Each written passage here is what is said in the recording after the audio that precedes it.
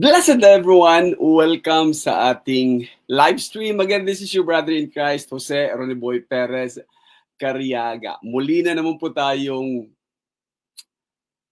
nagbibigay pugay, bumabati sa lahat-lahat ng mga kapatiran natin sa ang dako man kayo ng mundo naroroon, anong oras, anong araw man niyo panuorin ang broadcast na ito. Sana ang pagpapala ng dakilang may kapal ang siyang sumasa atin. Nasa part 3 na po tayo ng ating Train Up a Child in the Way He Should Go. Even when he is old, he will not depart from it.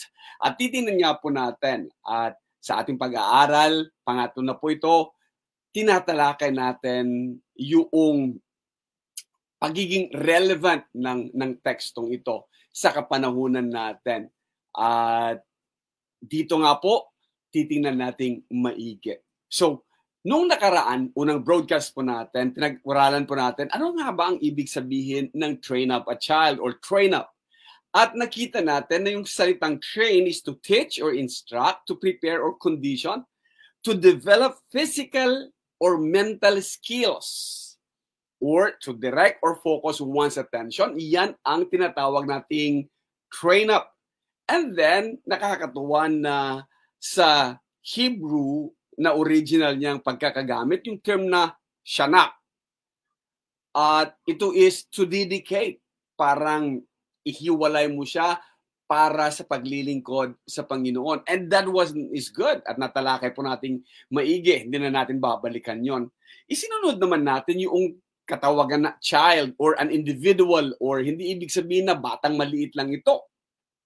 Kaya in the training, mapapansin po natin na mayroong tinatawag sila na in training, mayroong early intervention from 0 to 5. At ito nga yung tinatawag nilang developmental years or age.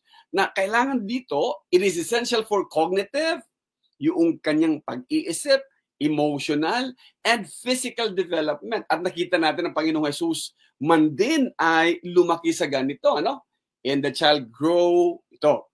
And makikita natin na cognitive, emotional, physical in stature.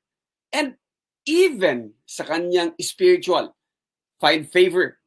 So, in the first few years of life, kailangan ng isang bata yung early intervention. Tuturuan natin siya. Kaya nga, tinaturuan natin ang bata na napaka bata pa lang yung yes, please, po, opo. Yun ang mga early, thank you, what do you say? Thank you, pagka nabibigyan, pagka nagkamali, sorry, pagka dadaan, excuse me. These are early intervention. Sa pagtitrain naman natin ng mga bata, itinuturo natin lagi yan. And then from 6, patungong adolescence nila, positive reinforcement ng kailangan and deliberate practice. Ito katuruan ni Bandura, ni Sigovsky, and even kay B.F. Skinner, na sinasabi nilang kailangan mo ng positive reinforcement. You're doing good na, galing, or di kaya ay lagi nating sinasabihan sila na kaya mo yan. Hindi yung gagawin natin at gawing napakasimple na lang ng buhay ng mga bata. So, this is from middle childhood hanggang sa kanilang adolescence. In this, nagkakaroon sila ng sariling identity, sariling kaparaanan. Hindi yung kaparaanan na alam lang natin. Magkaminsan, may mga alam ang mga bata na easier way. Hindi kagaya noong panahon namin na i-memorize namin ang mga bagay-bagay. Gayong may paraan pala na yung multiplication table na gamit ang mga daliri, ano? 6, 7, 8, 9, and 10. Yung pagdidikit-dikitin lang na ganyan na 6 times 7, 1, 2, 3, 30, 4 times 3, 12, 42. Ganun na style ng mathematics. Pero tinuruan tayo na hindi. Sumunod ka sa ganitong pattern lang na dapat memorize mo lang. And then sa early adulthood, ito na yung modeling behavior and providing structured routines. Ito na yung tuturuan mo na ang mga adults, young adults, na ganito dapat. Mayroong structured routines, mayroong modeling behavior. Hindi pa pwede yung sasabihin ng mga magulang, huwag mo gagawin itong ginagawa ko na alam kong masama, pero ginagawa pa rin niya. Or hindi kagaya ng isang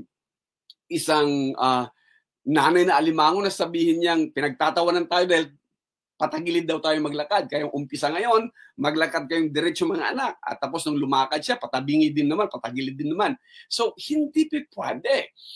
In training up a child, kailangan natin early intervention, positive reinforcement, modeling.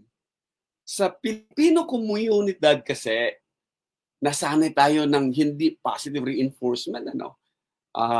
Hindi tayo kagaya ng mga nasa Western din naman na laging naririnig yung love you, you're doing good, and laging sinasabi yung mga positive. Tayo dito sa Pinas, hindi kikibok, kundi kaya negative palalo. So, ito ang nakita natin. Tayo na galing kay Bandura at Vygotsky. Sa mga adults and going through sa ating mga senior years, laging sinasabi, even noong nagtuturo pa ako sa TESDA, this is lifelong learning. Kahit na sa mga teachers, hindi pwede na kung anong natutunan mo noon, yun pa rin ang ituturo mo ngayon. Or anong lesson plan noon, anong year man, sasabihin mong 20 years na akong nagtuturo, memorize ko na yung lesson plan. Then, anong progreso meron ang mga bata? Or sa church magkaminsan, na ang gagamitin mo ng mga lesson outlines ay yung mga sinauna, 19 forgotten na. Or yung iba naman ay kukuha kung saan-saan or pupunta doon sa YouTube or pupunta sa Google and then maghahanap lang doon. Sasabihin ako ito, mag-a-apply. Hindi yung talagang pinag-aralan, talagang pinag-isipan, and nakikita niya na kailangan ng mga tagapakinig ng kongregasyon. Kaya nga sabi, lifetime or lifelong learning ang kailangan natin even in adulthood. Hindi talaga pwedeng matigil at hindi talaga pwedeng sabihin, hindi ganyan ang katuruan ng lolo ko. And the next one is yung the way. Meron tayong standards na tinatawag. May paraan na tama, may paraan na mali. Hindi mo pwedeng sabihin na my way or the highway or no way at all. Kapag hindi na umakma sa gusto mong mangyari, sasabihin mo, okay, no way, ayaw kong gawin yan.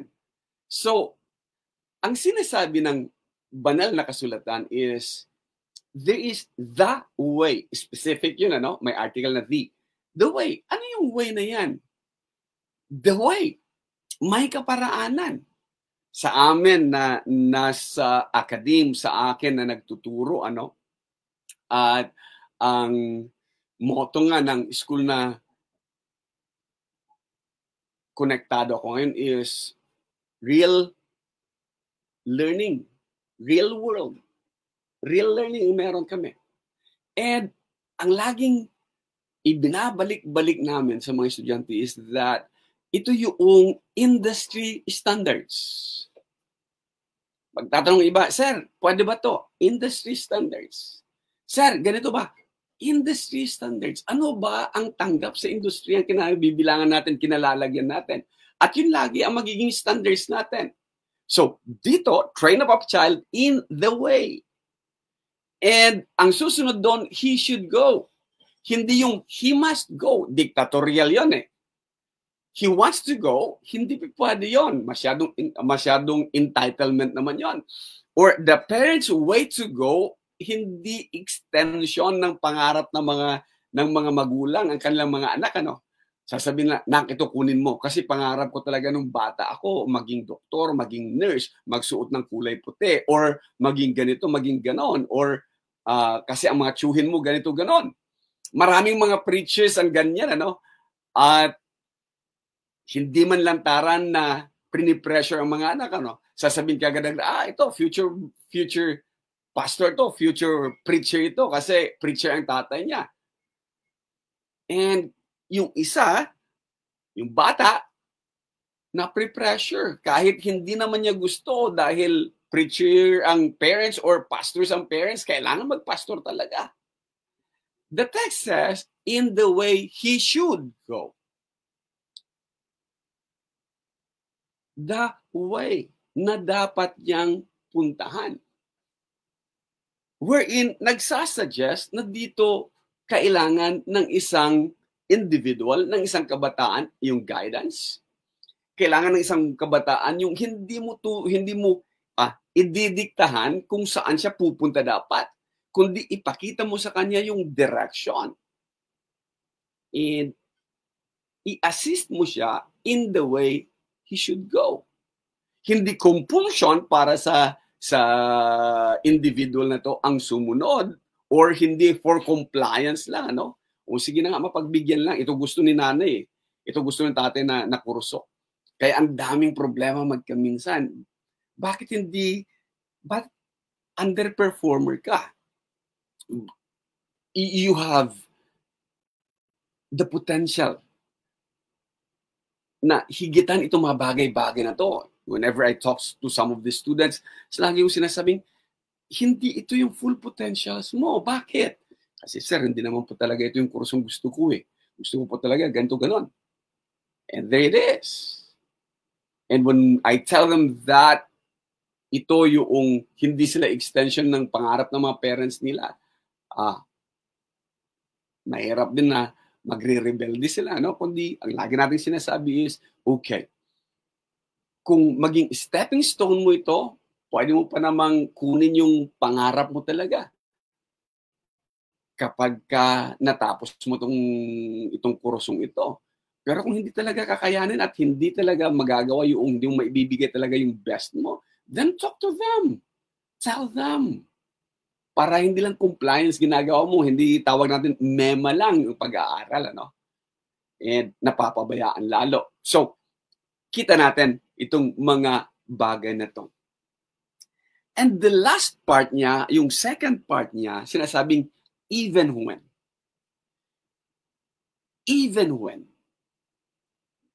he is old, he will not depart from it. Yung bang nakasanayan, kagaya ng pagka nag-toothbrush ka, kung right-handed ka, mag-toothbrush ka ng kanan. Napakahirap mag-toothbrush ng kaliwa, kinaumagahan yan. Puro, tawag natin doon, magkakaroon ka talaga ng singaw kasi masusugat talaga ang mga gilagid mo. And even at times, masasaktan mo talaga yung lip mo mismo. Kung nasanay, naging ugali, naging kaugalian. Okay? Si Lally, 2010, nilabas nila itong How Our Habits Form, Modeling Habit Formation in the Real World. Sinasabi niya na meron daw 21 days na myth na kapag kang isang bagay pa ulit-ulit mong gawin for the next 21 days, magiging ugali mo na. Isa sa mga nakaugalian ko, naging ugali ko is that dati-rate, kapag may pinagbalatan ng kung ano man ng candy or ng kinain, ano, nasanay tayo na basta na lang tayo nagtatapon, basta na lang kung saan-saan lang nagtatapon. And then I learned, nung napunta tayo sa ibang bansa, is that they keep those trash. Yung mga maliliit. Kaya maniwala kayo sa hindi, sa ngayon, kahit yung mga maliliit na wrapper talaga na yan, na sa bulsa kung hindi ako makahanap ng trash can. Or yung dadaan ka, nakita mo may kalat, hindi mo talaga kayang pakawalan lang yung kalat, kundi pulutin mo ilagay talaga sa tamang lalagyan, tamang basurahan o sa basurahan. Bakit ang iba nagsasabing 66 days bago mabuo, hindi 21 days, myth yun, kundi 66 days daw bago talaga maging halos psychomotor mo na or maging hindi mo na iisipin eh. Kasi naging parang reflex mo na lang gawin yan. So, sinasabi niya, when we train a child in the way he should go, maging natural na lang dapat yon. Parang psychomotor memory na lang niya yan, ano? Parang reflex na lang. So, what else? Ang nakakatuwa nito, is that ayon sa ating teksto, kahit pagtanda, given 66 days, given ilang taon na ba mga bata ngayon? Mga nasa early adulthood, 18 pataas. Ang mga nasa school po namin, dahil college, matapos nila ng senior high, 18 pataas at talaga yan. Ang sabi ng teksto, even when he is old, he will not depart from it. Mayroong mga figures na dapat makita ng bawat isa. Yung tinatawag nating religious diaspora, yung pagkakalat, or yung departure from the faith, or yung, lagyan natin to, yung Pew Research Center, The Future of World Religions, Population Growth Projections for 2010 hanggang 2050, na inilabas noong 2020, na sinasabi nila na ang dami daw umaalis sa nakagisnan, nakasanayang pananampalataya. At ito ang ilan sa mga yon. Among US adults, na sinasabi nila 70% who were raised in religious households. Alam nyo ba na ngayon is 30% na lang ang nananatili sa kanilang religious affiliation. At ang 40% na yan ay nagiging religiously unaffiliated. At ang nakakatuwa is that karamihan sa mga aklat, karamihan sa mga big time na mga TV evangelists, hindi ba nasa Amerika ang mga to? Pero ang gusto pa nila is mag-mission sa mga third world countries upang doon daw iligtas ang mga hindi nakakaalam. Baka naman ito yung tinatawag pa rin natin na white man's burden.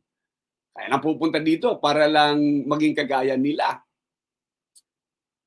Sa isang pag-aaral pa ulit, sinasabi nila na only about 10 to 20% of people in many European countries maintain active religious practices into adulthood.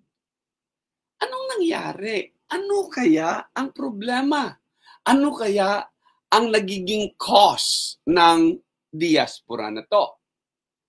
So in general, ayon sa mga nakita natin, nung una kong mahawakan yung Barna group na churches, and I've used that for a couple of times, a couple of years back. Sinasabi na in the US, about 30% of individuals raised in religious households live their faith by adulthood. Parang contrary dito, no, sa pinag-aaralan natin na texts. This trend is particularly strong among millennials. Sa mga millennials and younger generations, with up to 40% of millennials identifying themselves as religiously unaffiliated. Ang taas, no? So, yung mission field, yung mga nagmi-mission na galing sa ibang bansa, mga puti nagmi-mission sa third world countries sa Pilipinas, 40% ng mga millennials pa lang nila ay unaffiliated. Yung mga lumaki naman sa isang particular na pananampalataya, ngayon, another 40% sa mga yon, ng 70% dati na nagsasabing mayroon silang pananampalataya are also religiously unaffiliated. Anyari? Yan ang tanong natin. Tiningnan ko at naghanap tayo ng mga sources. Ano ba ang cause of religious diaspora? Ano ba ang cause of religious disenchantment? Tabang natin. Ito ang mga lumalabas na mga causes. One is secularization and the rise of individualism and globalization. dahil sa internet, dahil sa pag-aaral, dahil din sa pag-advance ng teknolohiya at maraming mga new ideas na ipapasok, na ilalagay sa social media, lalo higit sa secular na mga pag-aaral na sasabihin yung ating individuality. Kailangan talaga ng you have that. It's my life. Yun nga sinasabi na yan, na walang dapat makialam kasi this is me. Yan ang isa. Na kung anong sabihin at anong nabasa nila, secularization, yung self-entitlement, at itong ginagawa ng iba, kagaya ng mga Pilipino, magrereklamo sa mga nangyayari sa kanya, gayong nasa loob pa rin naman siya ng poder ng mga magulang niya. Hindi niya naiintindihan na sa Amerika, pagka 18 years old ka na, you are on your own. Kaya, kaya nilang sabihin yung mga independence na sinasabi nila. Kasi independently, they are living alone, on their own. Hindi pwede sa Pilipinas yon. Pero, isa daw sa mga unang rason ng diaspora, religious diaspora, is secularization and the rise of individualism and globalization. Ang pangalawa is generational change and education. Oo nga naman, malaking pagbabago talaga. Alam mo ba na ang isang Gen Z, kapag may problema siya sa prof niya, isipin mo, susunod na araw yan. Kung hindi man nasa opisina ko, hinahanap na niya yung teacher niya, kasama pa ang tatay o nanay. Or dati-rate, kagaya natalaga natin last week, nung panahon ko, pagka napagalitan ako ng teacher, pati ang magulang ko, tatay ko, nanay ko, pagagalitan din ako. Ngayon, pag napagsabihan mo, ang bata, hindi niya sasabihin yung totoong cause kung bakit siya na-reprimand, kinaumagahan talaga, nakasugod na yung mga magulang at kinakampihan yung anak. And then, mapapahiya na lang pagka ipinakita mo yung totoong rason na kasalanan ng mga anak nila. Magkaminsan nga sasabihin, we have talked to our lawyers. And ipapatulfo kita. Sabihin niyo po kung anong araw para makapagpaparlor muna ako para makita naman tong mukhang ito sa national television. And kagaya na naikwento ko na, wala pa namang mga magulang na aalis na kunot pa rin ang noo, kundi nakangiti naman na kasi naipapaliwanag naman natin sa kanila ang totoong cause or causes ng misbehavior magkaminsan ng mga anak. The third one is the influence of political polarization and religious scandals. Oo nga ngayon, wala na yung pagkasinabi ng tatay, oy, dito tayo buboto sa isang politiko, And naisan lang ngayon na sasabihin one vote sila. Pero alam natin na sa baba, hindi na rin talaga sumusunod to. Kaya lang nilang i-bargain yung one vote para tumanggap lang ng particular na bayad o di kaya ay suhol sa isang kandidato. Kaya one vote tayo. So, yung leaders ang kumikita pagka one vote. Ganon din naman sa isang subdivision Pagka kaya mong ipangako ang subdivision mo na susuporta sa particular na kandidato, yung mga officers ng subdivision talaga, bubusugin din naman ng mga kandidato yan. Same. Or yung religious scandals.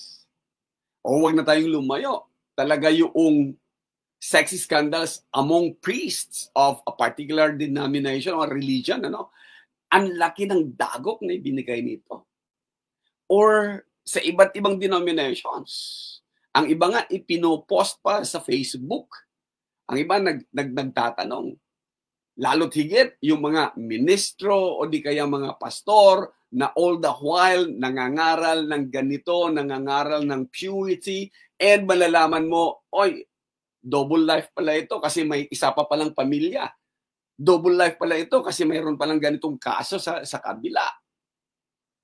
And yung mga antataas ng pagtingin sa mga ganitong uring mga ngaral, then they are affected. Yung iba naman, pilit na itinatago na hindi ipapaalam sa ibang mga mananampalataya.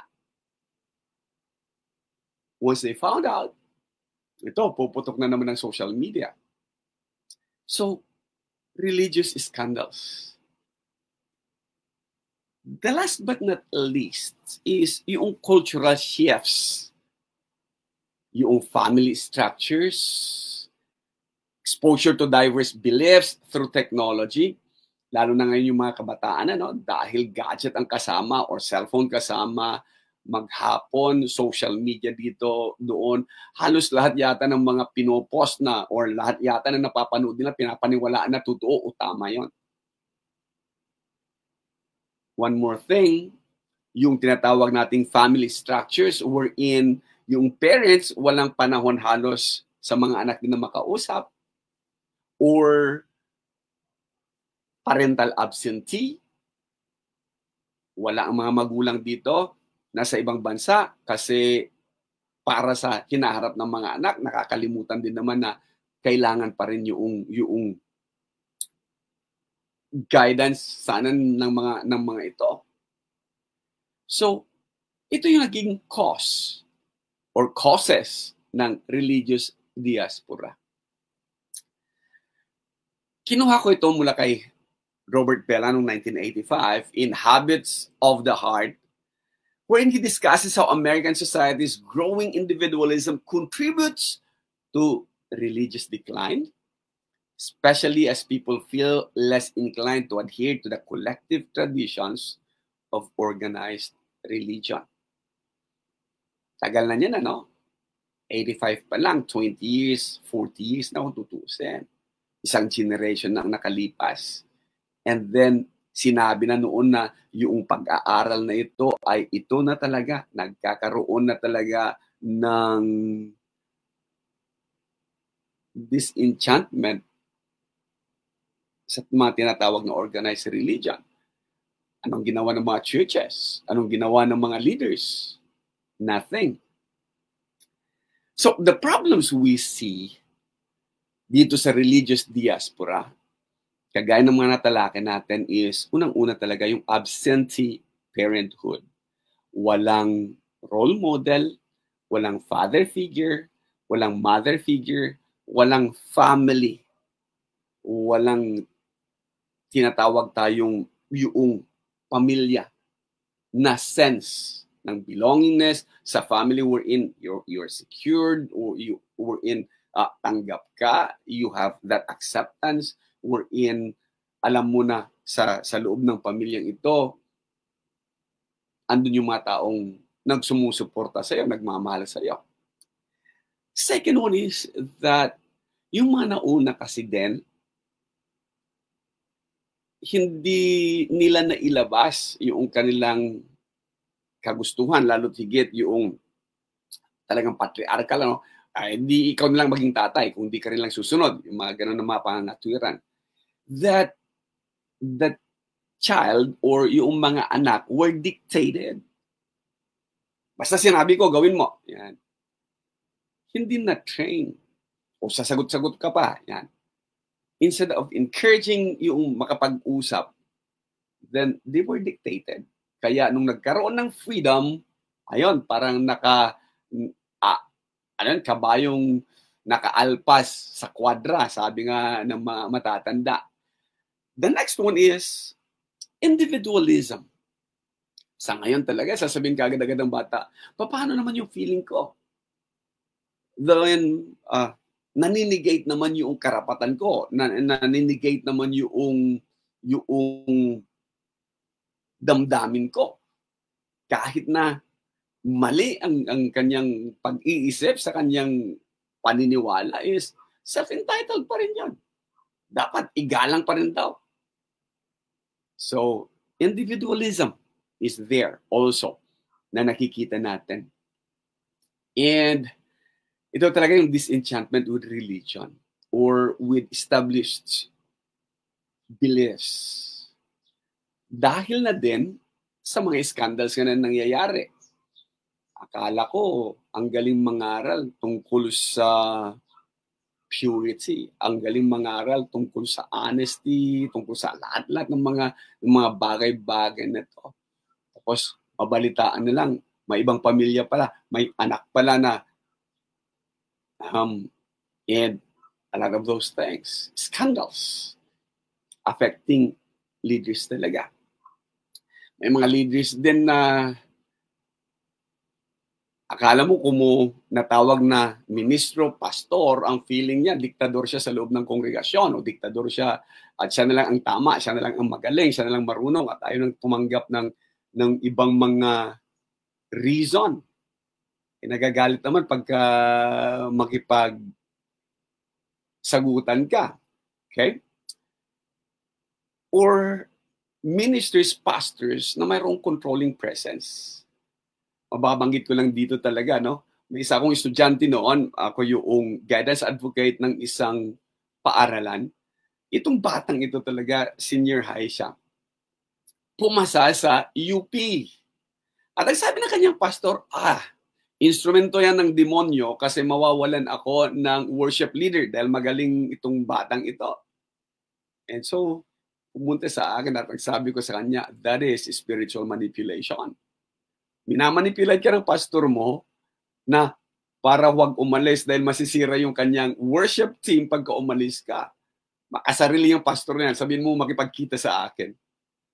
And true enough, yung batang to nakinig naman and graduate pa ng UP na may honors. Kumalaw di yata itong lukong to eh. Graduate po ngayon at nagtatrabaho na. And isa ko sa mga unang pinagsabihan niya na matatapos lang siya sa UP. The other ones are nakahang up talaga sa tradisyon. Hindi ganyan ginagawa ng tatay ko, hindi ganyan turo ng lolo ko, hindi ganyan yung tradition fanatics. Tapos magtuturo na walang tradition within the churches of ay nako. At sasabihin, speak where the Bible speaks and be silent where the Bible is silent. Ang dami kayang nagsasalita ang mga preachers na to na wala naman sa Biblia.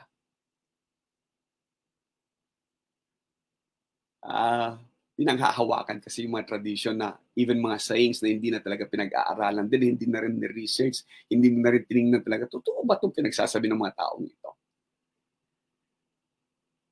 Last thing is, yung pagiging exclusivists. Kapag hindi ko kapangalan, hindi ko kapatid yan. Kapag hindi ko kapangalan, hindi pagreho ng ginagawa sa akin yung rights, hindi pareho ng practices ko, hindi ko kaano-ano yan.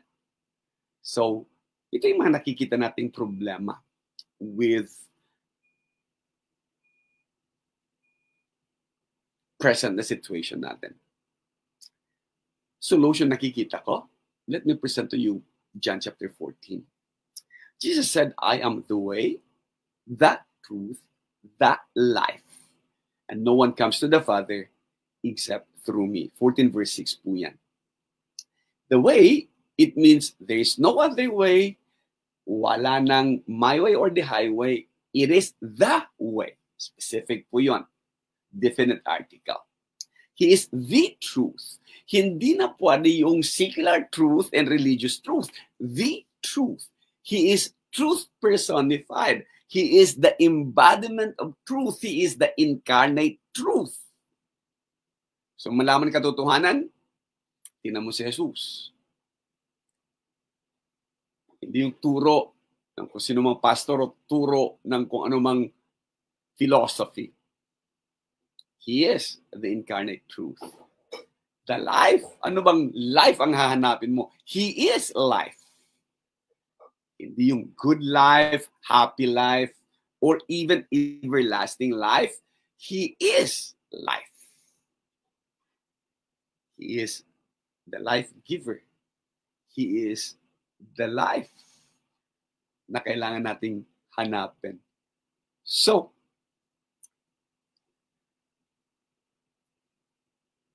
meron pa bang ibang paraan? Balikan natin yung ating text na sinasabing, train up a child in the way he should go. Even when he is old, he will not depart from it. Again, uulitin natin. Relevance dito sa panahon natin, it is still relevant. Yun nga lang, kailangan talaga na maituro natin sa mga bata pa rin na tungkol kay Jesus because Jesus is the way, Jesus is the truth and the life. And then, ituro natin sa kanila how Jesus lived. Hindi yung ituro yung ibang mga parte. Tingnan nyo maigi. Karamihan sa mga preaching is based upon letters. Hindi based upon how Jesus lived, how Jesus taught. Hindi yung teachings niya, kundi teachings ni Paul, teachings ni Peter, teachings ng kung sino-sino pa man. But not about Jesus. And then, isa sa mga bagay na to talaga is that if we could teach them that He has prepared, hindi He is preparing, nakahanda na eh, a better place for us, then may encourage, di ba? Yung reinforcement, may re-reinforce na okay. May patutunguhan pala itong buhay na pinili ko. May patutunguhan pala ang pananampalataya. Hindi yung condition na, okay, pagka naging mabait ka, mapupunta ka sa langit. Pagka naging masungit ka, mapupunta ka sa impyerno. Hindi conditions. Hindi rin tradition. Ito nakasanayan natin, huwag tayong aalis sa kinagisnan. Pare-parehong guilty yan eh. At hindi rin yung rituals. Dapat kasi ganito muna gawin natin. Dapat kasi may ganito tayong dapat ginagawa. At pagtatalunan kapag hindi nagawa yung rituals na yan. And hindi ko maraming alam na bersikulo, religious yan or godly yan. Karamihan sa mga nakikita natin, even yung mga pastor o mga ministro nakikita natin na ang galing naman sa mga memory verses, mga memorized na mga verses. Yet yung buhay naman nila doesn't show who Jesus is. Higit sa lahat, kagaya ng sabi ni Bandura at saka ni Sigovsky, na dapat hindi lang natin nire-reinforce, kundi we give them assurance that how they live, give them assurance that we have this. We have that life, better life, everlasting life, and Jesus is our life. We give them that. Not unless karamihan sa mga preachers and pastors, hindi nila maibigay yan. And you know what? You can't give what you do not have. May mga parents din na ganito. You can't give what you do not have. They're digging the wells. Hindi ka pwedeng mag-i-give sa isang balon na walang laman. Hindi mo kayang ibigay ang wala sa iyo. Hindi mo pwedeng ibigay yung assurance ng kaligtasan kung ikaw mismo hindi ka sigurado sa kaligtasan mo. Yan ang nakakatawa eh. Ang lakas ng loob magtuturo ng way of salvation, pero pag tinanong mo, may katiyakan ka bang ligtas ka? Sana.